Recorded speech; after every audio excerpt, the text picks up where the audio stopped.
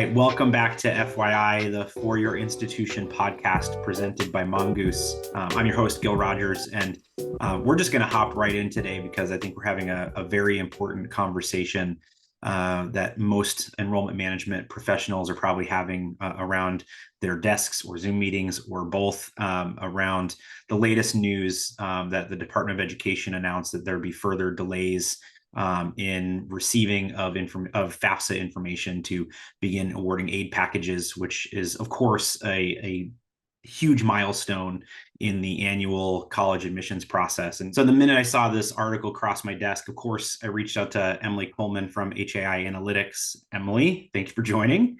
Sure. So if you all recall, Emily joined the podcast a number of weeks ago, and we had a conversation mostly around artificial intelligence and the impact that it may or may not have in the short and long term of enrollment strategy. But for today, we want to kind of dive deep tactically in what the news of the FAFSA delays, the further FAFSA delays, means to enrollment professionals. So for those who may not be fully up to snuff on the reality of the situation, Emily, can you kind of share the quick highlights that people should know before we dive into the conversation?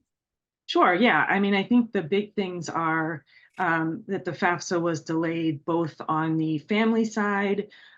It was, supposed to be available earlier and didn't become available until January, and even then was glitchy. And then the feds announced a couple of days ago that schools will not be receiving their FAFSA ICER data until mid-March, which is obviously very late, gets very close to that May 1 deadline. So schools need to kind of be thinking about that and think about what changes they need to make based on the change in the situation. Yeah, and it's interesting because I know that for years, many have said that May 1st is not really the landmark that it used to be. It's more of a mile marker of a marathon, right? So it's not a finish line. It's just a good checkpoint in the cycle. And so for many institutions, maybe we have to think about where the reality of the situation and be proactive in how we're communicating with families about what deadlines that are really meant for our own mental health in many respects. But making those types of changes has ramifications when it comes to our predictive analytics, our strategy, our budgeting, right? And there's a whole wealth of issues. So you recently had written an article, and it dropped the day before the Department of Education's announcement.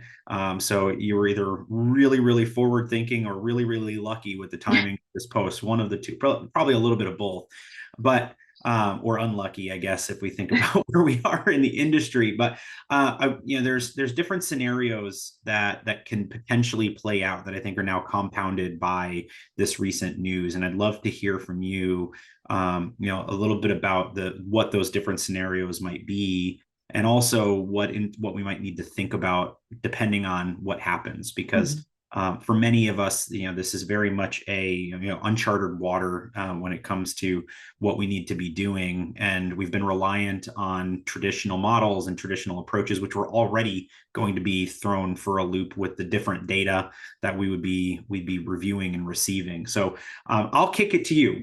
What are the different scenarios that we're thinking about, and what should enrollment leaders be doing for each?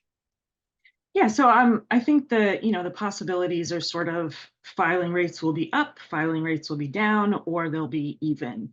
And I think there are different things to think about in each of those scenarios. Those scenarios are not unique to this year. Every year we talk to clients who say the FAFSA filing rate is down. It's a huge indicator of interest in an institution. So there's always concern around that, and thought given to why are they down, what has changed in the pool.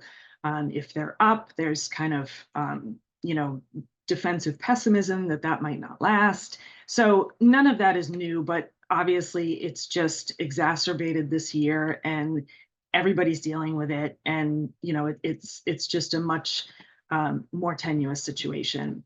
So I think the first thing I would want to say is that regardless, I mean, right now, nobody knows if they're going to be up or down in FAFSA filing, but they can do some things proactively to help families. So I happen to be seeing this situation from two sides this year for the first time. Obviously, as a higher ed professional, I'm talking with clients about what this means for their admission cycle and their pool. I also have a high school senior who has just applied to college. We submitted a FAFSA, and so I see it from that point of view as well. And I can sort of put myself in the place of what if I didn't do this for a living? What if I didn't know anything about this?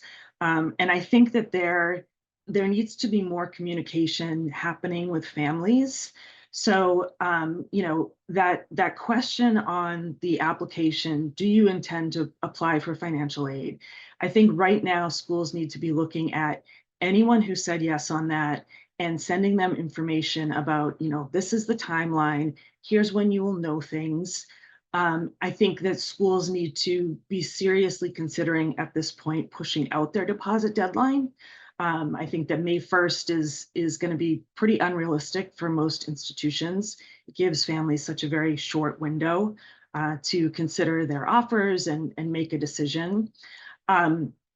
So there's that whole aspect. I think the other thing that institutions can do is update their net price calculators. And if they can update them with the new SAI formula and steer students toward that net price calculator with the messages of it's not 100% accurate, but it will at least give them some idea of what they can expect in terms of need-based aid, which I think will be really helpful to families. A lot of schools, sort of wait on sending their merit awards out until the need-based aid is ready. I think that's something that schools should let go of this year so that students at least have some information. Mhm. Some schools kind of send it in batches. So we send one batch of merit awards in December, one in February. I think those should just be going out as the admissions decisions are coming into the system. So then going back to kind of the scenarios of what can happen. If a school finds itself down in FAFSA filing rates, the first thing is, we of course will not know if a change in FAFSA filing rates at a particular institution is because of the new FAFSA or the FAFSA delays or not, because all sorts of things change in every year. But this is obviously a big one for this year. I think it's really important for them to understand where the decreases have occurred, and taking into account interest factors. So some students who don't need aid apply for aid, and they do that for lots of reasons to be eligible for federal loans. So, what if due to all of the disruption, some of those families decide we're not going to apply for financial aid, it's too much of a hassle. Then, you want to be able to see that in the data. So you want to see, are we still having the same campus visitor rate? Are we still having, people call us for information or attend virtual sessions? And then I think it's important to know that one of the things that can be done is that schools can leverage third-party geodemographic data. So there are data sources like the Experian database, there are lots of them, where you can sort of tie to a student's address the likely wealth or the likely income of the family. It obviously isn't perfect, it's far from perfect, it isn't anything you would want to use to award aid. But it would at least give schools an idea of, does the pool look like last year's pool in terms of these geodemographic factors? And if it does, then that's sort of some assurance to just keep pressing forward. And if it doesn't, then obviously there's lots of different things that would need to be done depending on where the differences fall. One of the things that we do a lot of is predictive modeling. And so yield models this year, that we're not able to make any projections on admit pools yet because we don't have that FAFSA piece. And that's such a huge piece in terms of, a student's likelihood to enroll at an institution. So what we're encouraging and what we're doing is just tracking data very carefully, looking by every group just to see, are there any changes that we can see, and is there something that we should perhaps do about them if we do see a change. That will also be important to think about next year. So, even if everything returns to normal, it will be important to remember that this year's pool was affected by this late release. And so, the date the FAFSA is filed, the fact that it is filed may mean different things next year. Mhm. So that's going to sort of complicate things. Not to give people more to worry Yeah. about. Right. It's Yeah. just, I think just to pause there for a yeah. moment to think about it, and not to equate FAFSA delays by the federal government with a global pandemic, but in many ways, we have to think about this year's pool as Mhm. an outlier when it comes to Yes. future cycles, just like the COVID years are outliers when it comes to yield projections and persistence persistence projections. Mhm. There's an important element there. So to take a left turn here a little bit in the conversation, I think that's an important thing to think about. And for many of us, we kind of just got past the COVID year data and thinking about how that and moving through that in our projections. For kind of the weary professionals in the space who are now dealing with this day to day, what are the big what are the things they can depend on when it Mhm. comes to the data? If they have to be addressing concerns for the president, and they have to be talking to the board of trustees, they have to be sharing goals and priorities with their staff. What are Mhm. some of the things they can focus on while they're kind of in a hurry up and wait mode when it Mhm. comes to the FAFSA data? Yeah, I mean, I think that one of the toughest things for enrollment management leaders is going to be setting expectations with leadership on campus. There's always a lot of, anxiety around that, and things are going to be uncertain for longer this year. So just sort of relaying that message and doing it over and over again, as painful as it is, that is going to be important. But I think you make a good point about COVID.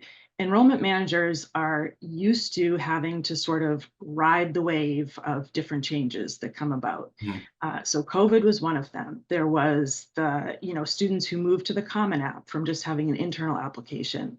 That throws off yield projections. The year that we no longer were able to see the order that students listed institutions on the FAFSA. Yep. That was huge in predicting. So, VPs of enrollment management are obviously used to dealing with all of these things. And I've seen, some posts on social media talking about don't panic. We're not talking to anybody who's panicking. I mean, all of our colleagues, they're not panicking, but they know that this is a very important thing that they need to pay attention to. I Mhm. think the biggest concern is on the student side. How will the students find out if they can afford an institution, and wanting the students to make informed decisions rather than kind of deciding before you see a financial aid package.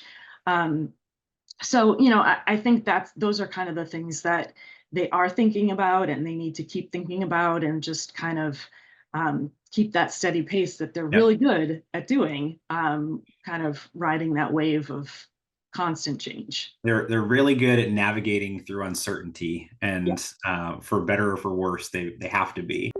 Discover future applicants, delight enrolled students, and amplify fundraising performance with our Cadence engagement platform's live chat and chatbot solutions. Designed exclusively for higher ed by higher ed professionals, Cadence helps you engage your audiences with the perfect balance of AI and personal connection. We leverage proactive outreach and anticipate common roadblocks, knowing the most significant decisions often start with the smallest conversations.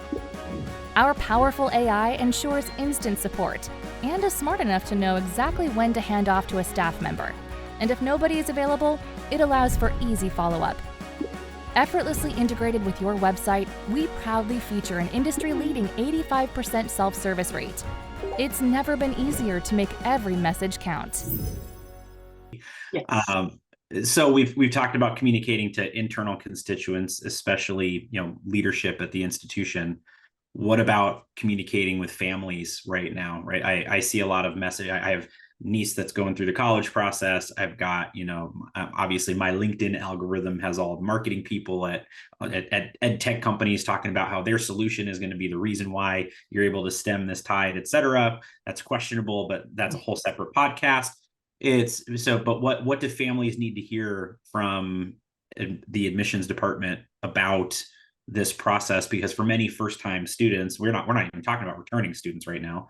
First-time students that have never been through this process before, this is going to be their first interaction with the institution post admit, right? And there's a lot riding on this from a yield perspective around getting the communications right.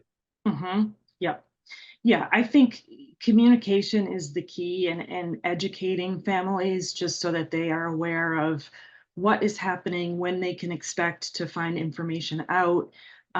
Not to pick on the schools that my daughter applied to, but we haven't received any communication saying, the FAFSA was late. If you applied for financial aid, it's going to come later. So that I think is something that institutions need to sort of be more proactive about right now. They are communicating with their students. They're doing, different yield communications. So I think putting that in there in thoughtful ways is something that everybody should be doing right now to help families and encourage them. Can they call and get advice or information from someone on campus, or are there virtual sessions that you could hold that will talk the parents through kind of the changes this year? Because you're right, if this is your first time doing this, you don't necessarily know that anything has changed, and you may be talking to your friends who are saying, oh, my daughter found out about her financial aid on February 1st. And, they're not telling you, they haven't told you yet. So you're obviously not getting any. So I think there could just be a lot of misperceptions out there in the public, just based on a lack of information. And so schools just need to get that information out there so families are educated. And I think this is what, the COVID times taught us, is that we and the technology is now even so much more better than it got during that time. You can spin up a financial aid information session for parents in a day if you wanted to, right? And you've got the information that you'd be presenting to them on campus. You've got whatever information you have. Mm-hmm. And you can say, hey, we're going to be hosting this session to answer questions. And this was stuff that, people have, forward-thinking people have been doing for years prior, like virtual financial aid session for parents. The minute we had GoToMeeting, institutions could have done this stuff 10 years ago, right? And so incorporating that into and having open communication is a huge element here. And it's not just, sending the fluff piece of why our, English major is so great and you should tour this building, right? Like those types of things don't matter right now as much as the helping students to understand the value, and also helping them to understand where the process is. So they're not, this is stressful enough for them, right? Yeah. And so we want to make this as transparent as possible. Yeah. And, it's needy families who are most vulnerable in this situation. Mm-hmm. Right. So I think also I would encourage institutions to be talking to guidance counselors at high schools, or working with them to figure out, if it's a huge high school and every counselor has 500 kids that they're advising, that school doesn't necessarily have the one-on-one communication about what's different this year, what to expect. So I think that's another important audience for institutions to be in regular communication with, and just seeing, what they can do to support the schools in getting that information to families. Thoughtfully nurture applicants, personalize retention efforts, and exceed fundraising goals with our Cadence Engagement Platform's text messaging solutions. Designed exclusively for higher ed by higher ed professionals, Cadence helps you engage your audiences with the perfect balance of AI and personal connection. We leverage an intuitively designed interface and easy-to-use texting templates so you can have targeted conversations or scale up to expand your reach. Our powerful smart messaging can respond automatically, exactly how you would. And to measure progress, track your campaigns with unparalleled reports and analytics. Effectively meet your community where they are as we proudly feature an industry-leading 95% read rate within 3 minutes. It's never been easier to make every message count. Yeah. Now, let's go back to one tactical item around this that I think needs to be said out loud. And that is, for many institutions, they have their legacy models that they've been using forever. And it's kind of a standard cookie cutter approach that's used by most institutions or many institutions. And it's hard to turn on a dime, right? And say, oh, well, now we've got we've got EFC is going to be replaced by the SAI. We've got the timetable is thrown off. Now you're saying we need to push back our deposit deadline. These are all variables that were kind of standardized, stamped in the plan, and that's going to change everything, right? And so to kind of round it back to the beginning, what are some things that you are recommending to your clients? Because I know that HAI is a little bit more nimble when it comes to the approach to packaging and the approach to optimization of financial aid.